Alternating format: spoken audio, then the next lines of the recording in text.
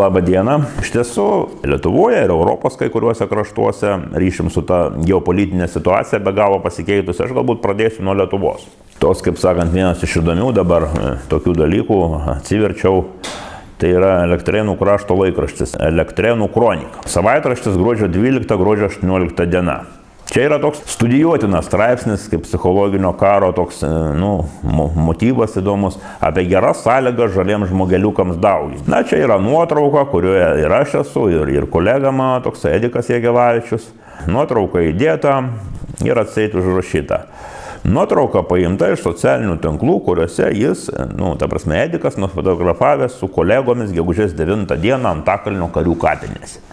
Per pergalės dieną. Toliau čia yra teiginiai juokingi netgi, kad štai Edikas Jegelavičius, šiuo metu išrinktas Socialistinio liaudies fronto partijos pirmininku, yra pamiršęs net gimtąją kalbą.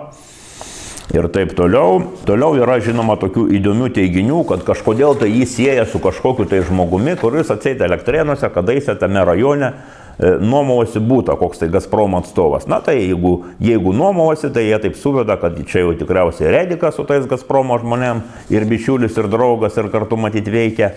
Toliau suveda dar kažkokį vieną bičiulį ir ten kažkokiu tai prirašo abejotinių dalykų.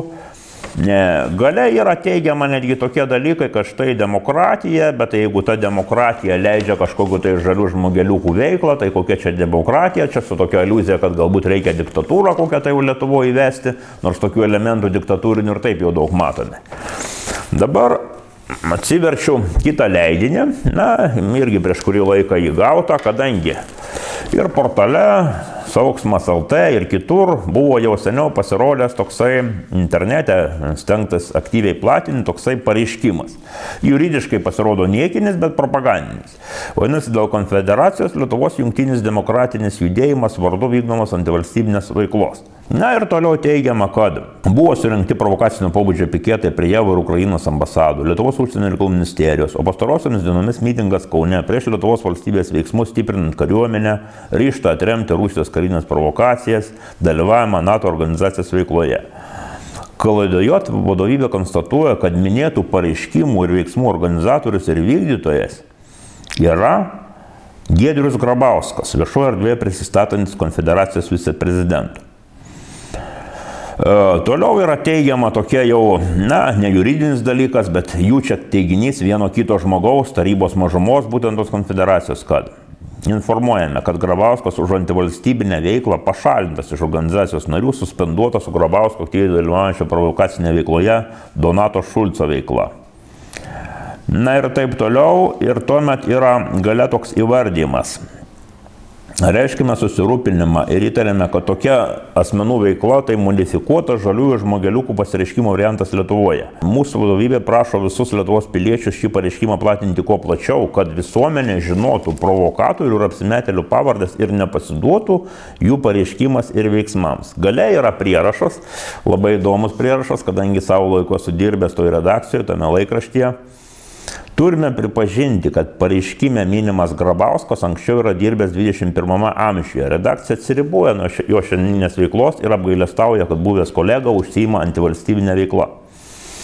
Dabar dar yra vienas įdomumas tame, kad čia, kur jo pavardė yra traukta, organizacijos, būtent šitos konfederacijos prezidentas profesorius Juozas Žilinskas oficialiai atsiribojo nuo šito pareiškimo. Sako, pareiškimo aš nerengiau. Aš niekur nepasirašiau, su manim nederintas ir nepripažįstu. Tada lieka tik tai vienas rengėjas, tai yra, mes jau žinom tą asmenybę tokią, Klaidojot sekretorius Šarūnas Valentinavičius. Tas tikrasis autorius, kaip sakant, matomai ir rengia visą tą tokį raizgalą, kuris yra išplatintas ir kadangi jau pasirodo ir spaudoje, žinoma, mes svarstysim labai konkrečiai dėl juridinių dalykų, dėl šmeižto faktiškai sakysim. Ir dėl kitų dalykų, jeigu kai mes žvelgiam tada tolyn nuo Lietuvos, mes matom, kad tos inscenacijos tokios tarptautiniu mastu yra kuo įvairiausių, tokių provokacinių pareiškimų, psichologinio karo metodikų, tokių bandymų nukreipti dėmesį. Ir tai jau kaip kartais teigiama, sako, reguliarioji Rusijos kariuomenė užpuolė Ukrainą, ten dar kažkas ir po visais tais dalykais irgi tos propagandinės klišės. Nėra įrodymų, nėra, reiškia, nieko normaliai, tačiau yra platinama ir piliečiai Lietuvos, kadangi jau mūsų kanalai, sakysim, de facto yra pajungti į vieną pusę. Mes neturim tokio kanalo kaip Dožd, kuris būtų opozicinis, būtent Rusijoje kanalas. Pas mus yra viena linija. Tai yra tokia linija. Rusija yra priešai, rengiamės karui, ginkluojamės, na ir taip toliau. Tai yra tokia rusofobiška strategija ir tokio skaldimo. Dabar man iš tikrųjų minutė, kaip sako, tada norėjau paliesti ir dar vieną temą, kaip yra tos bylos Lietuvoje kūriamos ir kaip jos tada subyra. Kadangi turiu nutartį šią rudenį, oficialią nutartį Vilniaus apygardos prokuratūros, kurioje yra teigiama, prokuroras Justas Gureckas susipažinęs su medžiaga, o medžiaga tai yra būtent ta, kuri pereitais metais buvo užvesta byla man ir Aleksandrui Vosui, dabar jau mirusiam kolegai, dėl straipsnių apie nacistinius nusikaltėlius. Ir čia viskas yra konstatuojama, visa eiga ir gale yra nutartis, kad nesurinkta jokių objektyvių įrodymų, kad Grabauskas ir Bosas savo straipsniuose tyčia pateikė melagingą informaciją, priešingai matome, kad autoriai rėmėsi literatūrą ir taip toliau. Reiškia, byla nutraukiama. Byla truko 10 mėnesių. 10 mėnesių, reiškia, buvo eikvojami ir biudžeto pinigai, mūsų laikas ir visa kita ir taip toliau. Ir aš suradau dabar medžiagą labai įdomią, istorinę irgi faktiškai apie vieną iš 20 iniciatorių, kurie padavė prieš mus pareiškimus į prokuratūrą. Štai yra Jonas Čeponis, pulkininkas, kaip prisistato kovotojas už laisvę. Ir aš skaitau, Jonas Čeponis, 48 metų vasario 9 dieną jis duoda parodymus, reiškia, ir pripažįsta savo, čia matyti, jeigu žygdarbiai už laisvę, tai, kaip pasakyti, galėsim pasvarstyti, kokie čia žygdarbiai.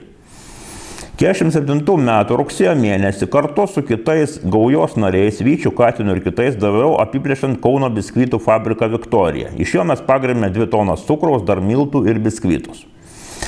47 metų spalio mėnesį kartu su gaujos dalyviais Katinu, Valteriu, Mažyliu ir kitais dalyvau ginkluotame Kauno apskrities tarybinio ūkio apiplėšime. Mes pagrobėme 4 kiaulės, sužeidėme tarybinio ūkio darbuotojus ir iš jų atėmėme 2 pistoletus. Toliau, 47 metų gruodžio mėnesio antroje pusėje kartu su Hariu, slapyvardis šitoks, dalyvavau ginkluotame pinigų keitimo punkto įsikūrusio Žemės ūkio akademijos raštinė apiplėšime. Pagrobėme 140 000 rublių. Tai va toks pilietis, kuris pokariu ten dalyvavo ir kitur, padeginėjo pastatus, šaudė, ten vogė kiaulės, ar tai pinigus vogė, ar tai kažkur, tai, kaip liaudiškai sakoma, rubavojo. Jis dabar, reiškia, pulkininkas didvyris ir padavė pareiškimus prieš mus, kad mes rašydami apie nacistinius nusikaltėlius, Noreiką, generolą Vėtrą, ar Misiūną Žalią Velnę, ar kitus, neva tai įžeidėm kažko tai Lietuvą, valstybę. Prokurorai konstatavo, kad mes nieko neįžeidėm, tik pateikėm istorinius duomenis, o tokie, kaip sakant, atsiprašant, didvyriai, tai mes galim, kaip pasakyti, ką su jais daryti. Galim tik tai tą tiesą galbūt kuo plačiau vardinti, kad tie žmonės, kurie ten vogė kiaulės, pinigus vogė, kažką tai padeginėjo, kad jie, reiškia, Lietuvos piliečius, istorikus, žurnalistus, visuomenininkus dar duoda į prokuratūros, juos tampo prokurorai, policija. Ačiū Dievui, kad, bent jau objektyviai pasižiūri ir po 10 mėnesių ar po kiek laiko nutraukia tokias bylas. Tai psichologinis karas aš visada kaip vertinu. Tai prasideda ne nuo paskaitų, kaip sakant, tai reikalinga teorinė dalis, bet jeigu mes pasižiūrime į konkrečius faktus, kas iš tikrųjų yra gana įdomu suvesti ir matom, kaip jie, ta prasme, tiek mūsų oficialaus režimo, kai kurie atstovai, nesakau, kad visi tie, kurie matomai labiau korumpuoti, ar labiau yra nusiteikę piliečių veiklą riboti, ir jų, kaip sakant, nežinau kaip pavadinti, ar tai liokajai kartais, ar tai jų, kaip sakant, režimo aktyvūs tokie, tarnai ar pasekėjai, kaip kokie tai neva tai pulkininkai, laisvės kovotojai, įsitraukia į tą veiklą, ir su tokiam biografijom būdami patys, reiškia, bando purvinti žmonės ir tiesiog taip apdirbinėti, bandinami prastuminėti tokius dalykus.